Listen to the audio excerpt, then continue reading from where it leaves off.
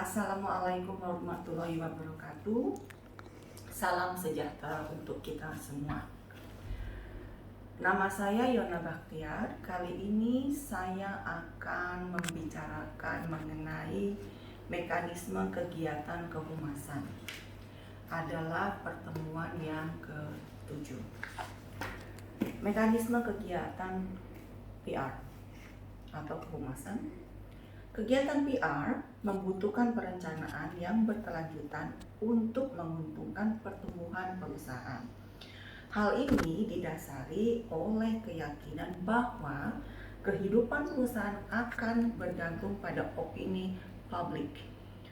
Oleh karena itu, kegiatan PR harus dilakukan untuk membentuk respon positif dari opini publik tersebut.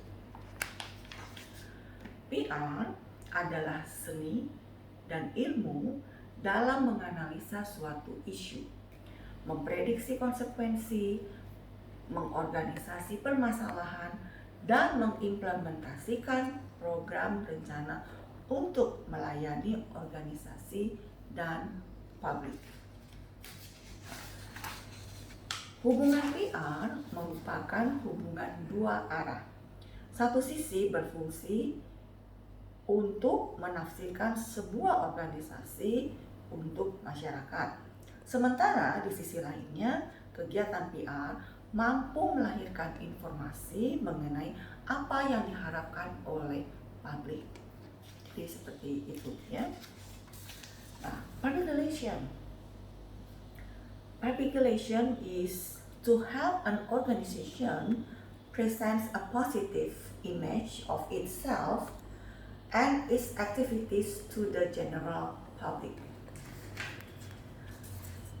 And next, untuk melaksanakan kegiatan PR dengan baik, maka diperlukan suatu proses. Of course, proses itu pasti ada. Mengingat kegiatan PR tidak hanya mementingkan hasil akhir, namun juga cara yang ditempuh untuk memperoleh hasil akhir tersebut.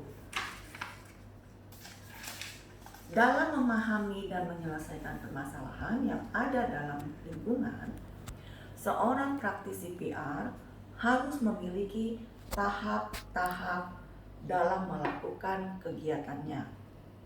Menurut Catlip and Center, ada 4 proses. Proses public relation. Proses tersebut bersifat dinamis sehingga setiap unsur yang ada pun berkesinambungan. Keempat proses tersebut seperti satu adalah research. Seorang praktisi PR harus mengenal gejala dan penyebab permasalahannya. Oleh sebab itu, praktisi PR perlu melibatkan dirinya dalam penelitian, dalam pengumpulan fakta. Ia perlu juga memantau dan membaca tentang pengertian, opini, sikap, dan perilaku orang-orang yang berkepentingan dan terpengaruh oleh tindakan perusahaan. What's happening now? Merupakan kata-kata yang menjelaskan tahap ini. Seorang praktisi PR harus jeli dalam melihat data dan fakta yang erat sangkut pautnya dengan pekerjaan yang akan digarap. Segala keterangan harus diperoleh selengkap mungkin. Dalam tahap mendefinisikan penelitian, seorang praktisi PR harus mengolah data faktual yang telah ada, mengadakan perbandingan, melakukan pertimbangan, dan menghasilkan penilaian, sehingga dapat diperoleh kesimpulan dan ketelitian dari data faktual yang telah didapat. Proses PR tidak sesederhana mengumpulkan data dan fakta, namun juga mengedepankan pengolahan, penelitian, pengklasifikasian, dan penyusunan data sedemikian rupa sehingga memudahkan pemecahan masalah nantinya. Penelitian dapat dalam pencarian data ini dapat dilakukan dengan cara-cara survei dan polling, atau bisa juga wawancara, focus group discussion, wawancara mendalam, dan working around research. Yang kedua, kita akan membicarakan yang kedua adalah planning. Setelah tahap penelitian dan pencarian data, praktik CPR melanjutkan ke tahap perencanaan. Dalam tahap ini, praktik CPR melakukan penyusunan masalah. Ia melakukan pemikiran untuk mengatasi masalah dan menentukan orang-orang yang akan menggarap masalah nantinya.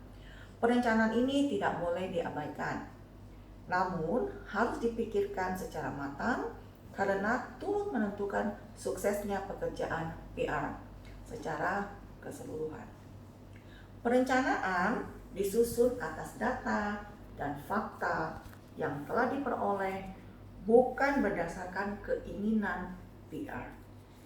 Berdasarkan pada rumusan masalah, dibuat strategi perencanaan dan pengambilan keputusan untuk membuat program kerja berdasarkan kebijakan lembaga yang juga disesuaikan dengan kepentingan publik. Kata kunci dari tahap ini adalah what should we do and why. Berikutnya number 3, action and communication. Komunikasi seringkali dilakukan berdasar asumsi pribadi oleh seorang praktisi PR. Akibatnya, tindakan tersebut terkadang membawa hasil yang buruk dan tidak disarankan karena akan berisiko pada citra perusahaan. Tahap ini dilewati untuk menjawab pertanyaan, how do we do it and say it? Tujuan dan objektivitas yang spesifik harus dikaitkan untuk mencapai aksi dan komunikasi yang akan dilakukan oleh praktisi PR. Ia harus mampu mengkomunikasikan pelaksanaan program sehingga dapat mempengaruhi sikap publiknya yang kemudian mendorong mereka untuk mendukung pelaksanaan program tersebut. Selain itu, ia juga harus melakukan aksi dan kegiatan PR sebaik-baiknya. Kegiatan aksi ini merupakan kegiatan komunikasi, selayaknya komunikasi kelompok, komunikasi massa, dan komunikasi organisasional. Yang terakhir adalah evaluation. Cara untuk mengetahui apakah prosesnya sudah selesai atau belum adalah dengan mengadakan evaluasi atas langkah-langkah yang telah diambil. Tujuan utama dari evaluasi adalah untuk mengukur keefektivitasan proses secara keseluruhan. Pada tahap ini ia pun dituntut untuk teliti dan seksama demi keakuratan data dan fakta yang telah ada. Akan tetapi, perlu diingat bahwa nama tengah seorang praktisi PR adalah krisis. Oleh karena itu, setelah selesai satu permasalahan, tidak menutup kemungkinan untuk mendapatkan masalah yang baru. Dengan demikian, tahap ini juga sebagai acuan perencanaan di masa mendatang. Singkat kata, how did we do menjadi acuan dalam tahapan ini. Terima kasih, sekian dari saya. Video ini semoga berguna untuk mahasiswa semua. Waalaikumsalam warahmatullahi wabarakatuh.